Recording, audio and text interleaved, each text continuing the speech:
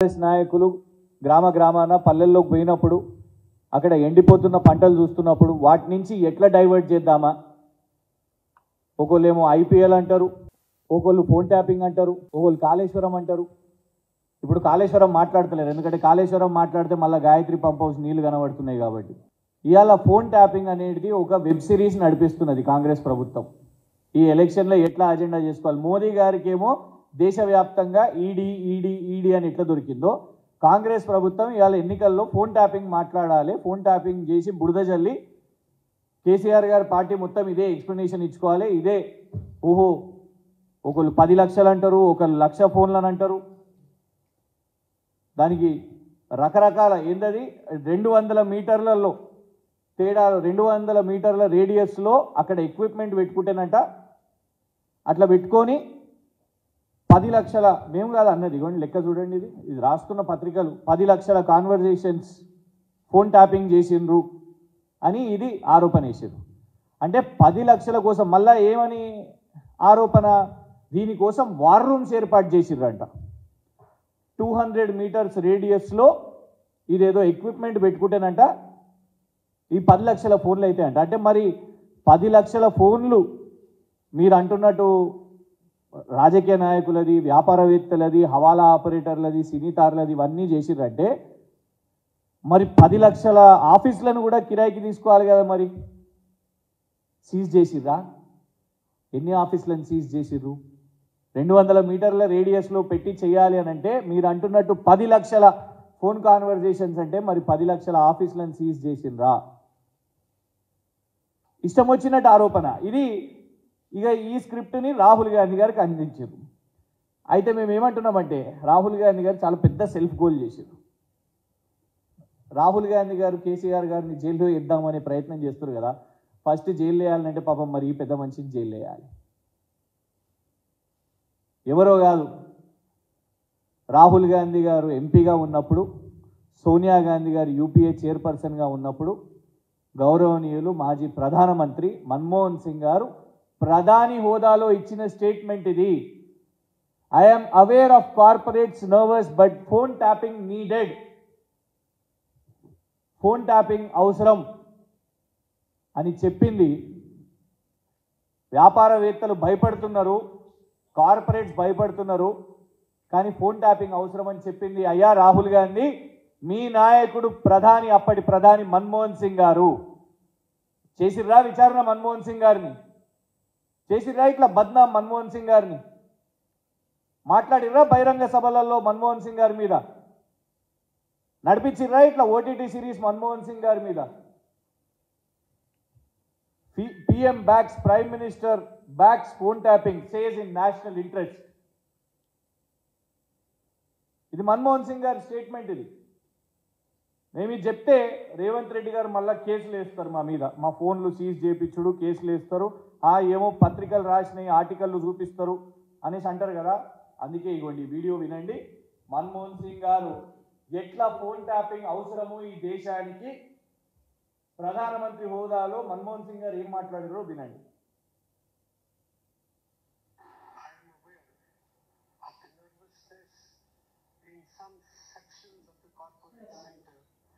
Arising out of the powers conferred upon governmental authorities to tap telephones for protecting national security and preventing taxing. While these powers are needed in the world that we live in, they have to be exercised with utmost care and under well-defined rules, procedures and mechanisms so that they are not misused. We must also look for solutions through technology to prevent access of telephone conversation to systems outside the institutional framework of government. Legal mechanisms already exist and they are in place. They need to be strengthened for more effective enforcement. ఇది ప్రధానమంత్రిగా మన్మోహన్ సింగ్ గారు phone tapping ఎందుకు అవసరం, ఎట్లా అవసరం, ఏ వరకు చేయాలి అని మన్మోహన్ సింగ్ గారు మాట్లాడింది. మరి రాహుల్ గాంధీ గారికి అప్పుడు సోయలేదా? అప్పుడు ఎంపీగా ఉన్నారు కదా, కాంగ్రెస్ పార్టీకి జనరల్ సెక్రటరీ, ఆ తర్వాత వైస్ ప్రెసిడెంట్గా కూడా ఉన్నారు కదా. మరి వాళ్ళ మన్మోహన్ సింగ్ గారి మీద ఎందుకు విచారణ చేయలేదు? ఫోన్ ట్యాపింగ్ కోసం ఇంత మాట్లాడి. ఇగోండి, telecom regulatory authority of India వాళ్ళు ఇచ్చిన స్టేట్మెంట్ ఇది. ఆనరబుల్ ఢిల్లీ హైకోర్టుకి ఇచ్చిన స్టేట్మెంట్ ఇది. ఫోన్ ట్యాపింగ్ విషయం మీద ఆ డీటెయిల్స్ అవి కూడా బయట పెట్టలేము అనేసి ట్రాయ్ వాళ్ళు ఇచ్చారు. మేము ఇది అనేది ఏంటంటే, చేయండి, ఇప్పుడు విచారణ చేయండి, నిష్పాక్షికంగా విచారణ చేయండి, రాజకీయ విచారణ కాదు. అందరినీ విచారణ చేయండి, ట్రాయ్ని అడగండి, అవునా ఫోన్ ట్యాపింగ్లు జరిగినాయా, ఇక్కడ జరిగితే ఎందుకు ఇలా ఈ పార్టీలో ఈ కేసులో ట్రాయ్ని ఎందుకు పెట్టలేదు, టెలికాం ప్రొవైడర్స్ని ఎందుకు పెట్టలేదు? ఎందుకంటే కొందరిని కాపాడే ప్రయత్నం చేస్తుందని మాకు అనుమానం వస్తున్నది. ఏది నిజమో తెలుస్తుంది ఏది వాళ్ళ. ఇది అప్పటి డీజీపీ మహేందర్ రెడ్డి గారి స్టేట్మెంట్ ఇది. నేడు వారు టీఎస్పీఎస్సీ చైర్పర్సన్గా ఉన్నారు కాంగ్రెస్ ప్రభుత్వంలో. ఏమని స్టేట్మెంట్ ఇచ్చారు? Congress leaders phone tapping charges baseless. Congress వాళ్ళు వేస్తున్న ఏదైతే ఆరోపణలు ఉన్నాయో ఇది బేస్లెస్, తప్పు. ఇందులో మొత్తం కూడా మీరు రాసిన వారి స్టేట్మెంట్ ప్రకారంగా ఇచ్చిన, ఇది ఎప్పుడో కూడా కాదు, మొన్న 2021లో ఇచ్చిన స్టేట్మెంట్ ఇది. మేము ప్రభుత్వంగా కేంద్ర ప్రభుత్వం నుంచి పర్మిషన్స్ తీసుకుంటాం, ఇవి అవి అని పోలీస్ డిపార్ట్మెంట్ వాళ్ళు చెప్పినాయి. ఇవాళ శివధర్ రెడ్డి గారు ఉన్నారు కదా, అప్పటి ఇంటెలిజెన్స్ చీఫ్, వారు చేసిర్రా ఫోన్ ట్యాపింగ్ అని అప్పుడు రాసిరు పత్రికలు, ఇవన్నీ కూడా రాసిరు. ఇవాళ ఎందుకు మరి మౌనంగా ఉన్నారు శివధర్ రెడ్డి గారు? ఎందుకు వారిని కేసులో పెట్టలేదు? ఇవాళ రవి గుప్తా గారు డీజీపీ గారు ఉన్నారు, వారు అప్పుడు హోమ్ సెక్రటరీ. ఫోన్ ట్యాపింగ్ చేయాలి అని అంటే హోమ్ సెక్రటరీ అథారిటీ ఉండాలి, అథరైజ్ సిగ్నేచరీ ఉండాలి. మరి రవి గుప్తా గారు ఇందులో పార్టీగా చెప్పిర్రా, సమాధానం చెప్పిర్రా, చేసిర్రా, ప్రభుత్వం చేసిందా, ప్రభుత్వం సొంతంగా చేసిందా, హోమ్ సెక్రటరీకి తెలియదా, డీజీపీకి తెలియదా, శివధర్ రెడ్డి గారికి తెలియదా, వాళ్ళకి తెలుసా ఏంటిది అనేది వాళ్ళ మాట్లాడాల్సిన అవసరం ఉన్నది. ఇవన్నీ విచారణ చేపట్టండి. ఇగోండి, ఇది హోంమంత్రిగా జానారెడ్డి గారి మీద వేసిన ఆరోపణ. గతంలో హోంమంత్రిగా జానారెడ్డి గారు పనిచేసిరుగా, ఆ జానారెడ్డి గారి మీద కూడా విచారణ చేపట్టండి. అప్పటి ప్రజారాజ్యం నాయకులు హరిరామ జోగయ్య గారు చిరంజీవి గారికి, వారి పార్టీ అధ్యక్షుడికి లేఖ రాసి జానారెడ్డి గారు ఫోన్ ట్యాపింగ్లు చేస్తున్నారు అని అంటే దాన్ని ఖండించింది జానారెడ్డి గారు. ఇలా మర్చిపోయిర్రా, మీ మీద రాలేదా ఫోన్ ట్యాపింగ్ ఆరోపణలు? ఇట్లా దునియా ఆరోపణలు వచ్చిన రాహుల్ గాంధీ గారు పెద్ద సత్య హరిశ్చంద్రుడని, శుద్ధపూస అని ఇవాళ వచ్చి తెలంగాణ గడ్డ మీద కేసీఆర్ గారి మీద ఆరోపణలు వేస్తున్నారు కదా. ఆధారాలు లేకుండా కానిస్టేబుల్లను పట్టుకొని, డిఎస్పీలను పట్టుకొని, ఏసీపీలను, డీసీపీలను పట్టుకొని ఎట్లా గత ప్రభుత్వంలో పనిచేసిన అధికారులను ఎట్లా ఒత్తిడి పెట్టాలి? ఫస్ట్ అరవింద్ కుమార్ గారితో మొదలుపెట్టిర్రు, తర్వాత జయేష్ రంజన్ గారిని టార్గెట్ చేసిర్రు, స్మితా సబర్వాల్ గారిని టార్గెట్ అని అంటారు. ఇవన్నీ కథనాలు రాసుకున్నారు కదా. అంటే అప్పుడు అధికారులు పనిచేసిరు కాబట్టి వాళ్ళని ఎట్లా టార్గెట్ చేయాలి, ఇప్పుడు వీళ్ళందరినీ కూడా ఎట్లా జైలు పంపించి దాని మీదకి దాని బేసిస్గా కేసీఆర్ గారి మీద ఆరోపణలు వేయాలి అని ప్రయత్నం చేస్తున్నారు. ఇవాళ ఏంది, కొత్త వెబ్ సిరీస్ ఏది లేదు, నెట్ఫ్లిక్స్, అమెజాన్ వీటిలో ఏం నడుస్తలేవు కొత్తవి. అందుకే ఛానల్స్లో, న్యూస్ ఛానల్స్లో నడిపేయడానికి రేవంత్ రెడ్డి గారు ఫోన్ ట్యాపింగ్, రోజు ఒక ఎపిసోడ్ ఫోన్ ట్యాపింగ్ అయిందంట, 10 లక్షల ఫోన్లు అయినాయంట, 1 లక్ష ఫోన్లు అయినాయంట, అవి ఇట్లా ఇజ్రాయెల్ నుంచి వచ్చినాయంట, ఇరాక్ నుంచి వచ్చినాయంట, ఇరాన్ నుంచి వచ్చినాయంట. ఆ సాఫ్ట్వేర్లు పెట్టుకొని ఆ హీరోయిన్ గురించి విన్నారంట, ఈ హీరో గురించి విన్నారంట. మరి బిఎస్ఎన్ఎల్ వాళ్ళు ఏం చేస్తున్నారు, జియో వాళ్ళు ఏం చేస్తున్నారు, ఎయిర్టెల్ వాళ్ళు ఏం చేస్తున్నారు? వాళ్ళకి అన్ని తెలియకుండా వాళ్ళు ఇది జరిగినాయా?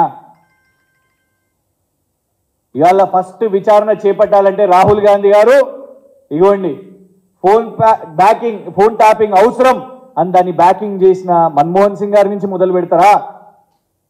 లేదు పెగాసస్ అని పార్లమెంట్లో బీజేపీ వాళ్ళ మీద పెద్ద ఆరోపణలు వచ్చినాయి, దుమారం వచ్చినాయి. ఇలా బీజేపీ వాళ్ళు కూడా మాట్లాడబట్టే ఫోన్ ట్యాపింగ్ గురించి. పెగాసస్కి అయిన బీజేపీ వాళ్ళు తీసుకొని వచ్చి దేశవ్యాప్తంగా వాళ్ళు చేసుకుంటా వాళ్ళు కూడా మాట్లాడబట్టే. మేము ఒకటే చెప్తున్నాం, ఈ ప్రచారాలకు భయపడేది లేదు. పొద్దున్న లేస్తే కేసీఆర్ గారు ముఖ్యమంత్రి ఉన్నప్పుడు కూడా బీజేపీ వాళ్ళు కేసీఆర్ గారిని జైలు వేస్తాం, చెంచల్గూడ వేస్తాం, చెర్లపల్లి వేస్తాం. ఇవాళ కాంగ్రెస్ వాళ్ళు అదే పాట పట్టారు. ఆ కేసులో పసలేదు, పుట్టి సినిమా స్క్రిప్ట్ నడిపిస్తున్నారు. ఆ స్క్రిప్ట్లో భాగంగా ఇవాళ వాళ్ళ అజెండా ఏంది? నరేంద్ర మోదీ గారు వచ్చి జగిత్యాల్లో ఈడీ కేసు కదా అని మాట్లాడారు. ఏమైంది? ఈడీలో ఏం తెలిసింది? మొన్న సంజయ్ సింగ్ అని ఆమ్ ఆద్మీ పార్టీ ఆయన విడుదలైనప్పుడు ఏమని చెప్పారు? గింత కూడా రూపాయి కూడా దొరకలేదు మీకు మనీ ట్రైల్ అని చెప్పిరుగా. రూపాయి దొరకలేదు ఇప్పటి వరకు. వాళ్ళని అట్లనే పెడుతున్నారు, బెయిల్ వస్తున్నాయి. శివసేన సంజయ్ రావుత్ మీద కేసు వేసిర్రు, రూపాయి దొరకలే. ఎవరిది ఇట్లనే. జార్ఖండ్ ముఖ్యమంత్రిది మాత్రం దొరికింది ఈడీ వాళ్ళకు. నిన్న స్టేట్మెంట్ రిలీజ్ చేశారు. జార్ఖండ్ దాంట్లో దొరికింది. ఏం దొరికింది అబ్బా అనుకుంటే ఒక టీవీ, ఒక ఫ్రిడ్జ్ అంట ఈడీ వాళ్ళకు. ఒక ముఖ్యమంత్రిని, జార్ఖండ్ ముఖ్యమంత్రిని టీవీ, ఫ్రిడ్జ్ దొరికినందుకు ఈడీ వాళ్ళు గిరఫ్తారు చేశారు, మోదీ గారి ఈడీని. ఇవాళ మేము రాహుల్ గాంధీ గారికి చెప్తున్నాం, మొన్న గిట్టనే వచ్చి అబద్ధాలు ప్రచారం చేసి టీం బి అన్నావు. ఎవరు ఓడగొట్టిరు బండి సంజయ్ గారిని? కేసీఆర్ గారి పార్టీ ఓడగొట్టింది. ఎవరు ఓడగొట్టిరు? రఘునందన్ రావు గారిని కేసీఆర్ గారి పార్టీ ఓడగొట్టింది. ఇవాళ ఎవరిని పెట్టుకున్నారు మీరు? డమ్మీలను పెట్టుకున్నారు అభ్యర్థులుగా.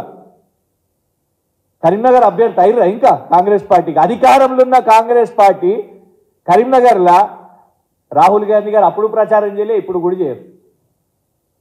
ఎందుకు? Match fixing. అందుకే కదా రేవంత్ రెడ్డి గారు ఏమంటారు, ఆయనకి రావనుకోండి ఆ నంబరు, కానీ 14 సీట్లు వస్తాయి మాకు అని. మరి ఎవరికి ఏ సీట్ అప్పచెప్పిర్రు? సికింద్రాబాద్ అప్పచెప్పిర్రా? మల్కాజ్గిరి బీజేపీకి అప్పచెప్పిర్రా? లేదు కరీంనగర్ అప్పచెప్పే ప్రయత్నం చేస్తున్నారా? స్పష్టంగా తెలుసు టీం బి ఎవరో భారతీయ జనతా పార్టీకి. వాళ్ళ దేశవ్యాప్తంగా భారతీయ జనతా పార్టీ నరేంద్ర మోదీ పెరగాలంటే రాహుల్ గాంధీ కాంగ్రెస్ ఉండాలి అనేదే ఉన్నది. రాహుల్ గాంధీ ఉట్టిగానే ఇక్కడికి వచ్చి అబద్ధాలు మాట్లాడతాం, కేసీఆర్ గారి మీద ఉట్టిగానే బురద చల్లుతాం, ఆ సునీల్ కనుగోలు అని ఆయన స్క్రిప్ట్ రాసిస్తే దాన్ని చదువుతాం అంటే ఊరుకునేది లేదు. మళ్ళా మేము పుసుక్కని పరువు నష్టం దావా వేస్తే మా మీద కేసేస్తారా కేటీఆర్?